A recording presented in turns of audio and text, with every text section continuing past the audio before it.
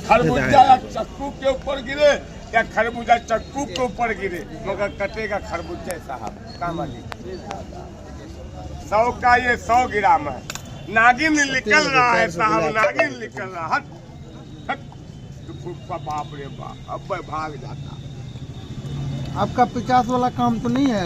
आपका दौलत मेरा हो जाता, हम आपको नंगा भेज देते पिछात के साहब, सब ये उतार लेते हैं। ऐसा भी होता कि चाट नहीं होता है मालिक।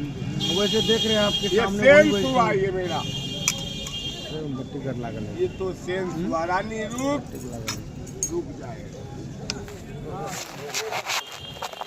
450 रुपये का लिया का मालिक बताया, अगर 350 का पहले 100 का अभी। अच्छा, इससे सारे काम होता है जो काम आप बोले हैं? तरीका अलग अलग होता है। अच्छा, इनको आप कौन बीमारी में खाते थे भैया? ऐसा है कमजोरी कुछ यही है। दूसरा लीजिएगा 1400 रुपये का 100 ग्राम है, वो कच्चा वाला है दादा। कच्चा वाले का दाम मालिक कोई देता नहीं।